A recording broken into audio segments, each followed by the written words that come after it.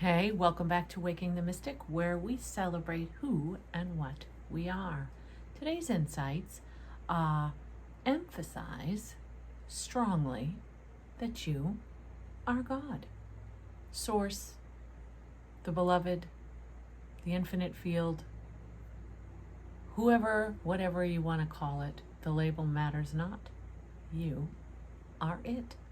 You and everything, from the smallest amoeba to the largest galaxy, is it.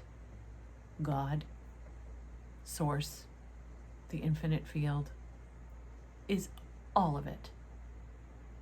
And it's an emphatic sort of transmission that is trying to awaken us to remember who and what we are.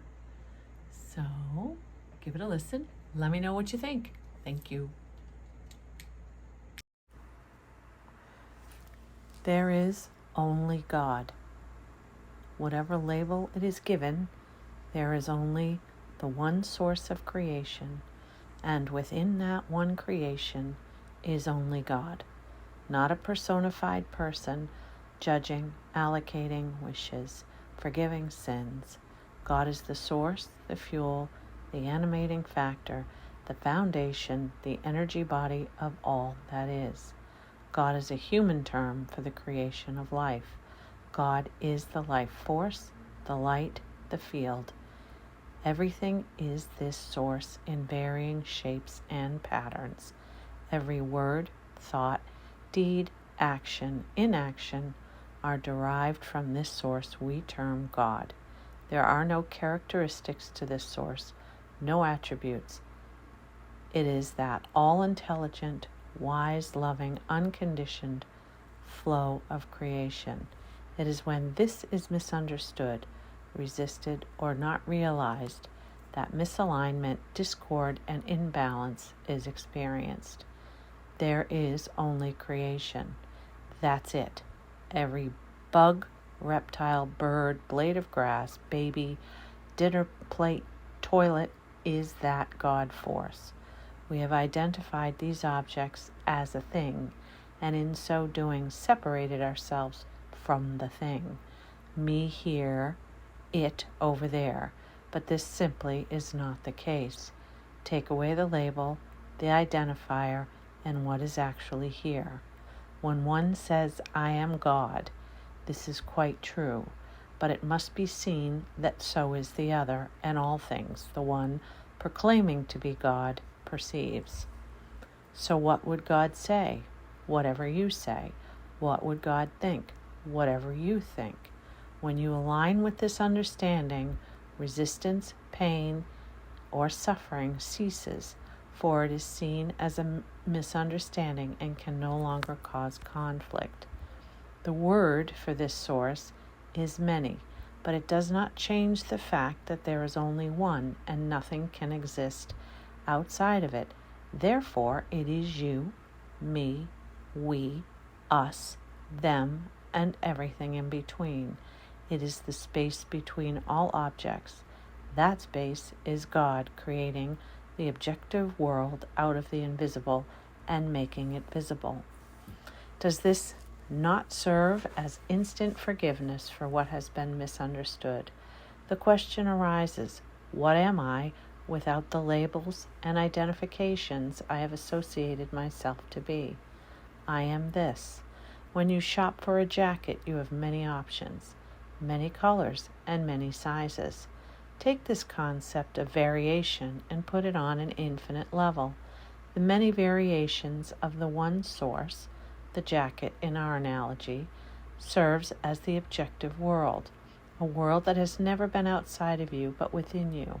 You can make this understanding as complex or as simple as you like. It matters not, for it is still only one. The analogy of a block of gold being transformed into many shapes and sizes does not negate the gold as the foundation and source of the jewelry. This is the space you can conceive between all objects in the universe.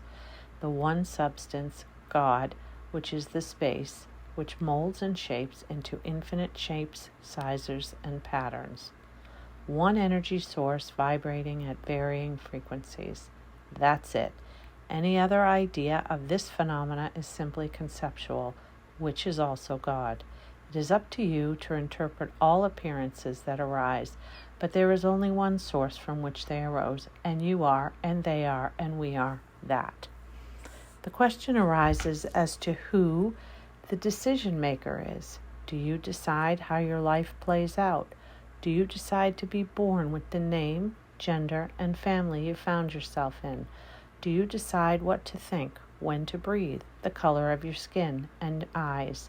Do you decide what birds will fly in front of you, what people will say and do? When to be ill? Think about it. Imagine you are presented with a choice from a waiter, whether you wish for coffee or tea. Who decides? Isn't it a decision based on memory and your habitual act of drinking coffee or tea that leads to the decision? Isn't life happening in front of you?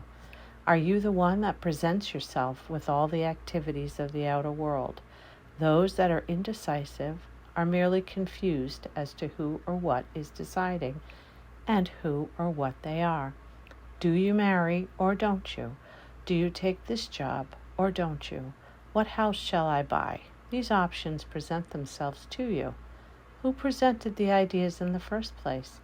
Isn't life in control of life always? Have you ever made a decision? Can you conceive of a separate me making a decision? Can a concept make a decision? Can you surrender the idea that there is a separate you that decides? What you put out as thoughts, concepts, and beliefs returns to you as options and opportunities to engage with these thoughts, concepts, and beliefs as objective experience. It is your misunderstanding of who and what you are that leads to resistance to what you have put forth. God and life are one and the same, and you are that. Think on these things.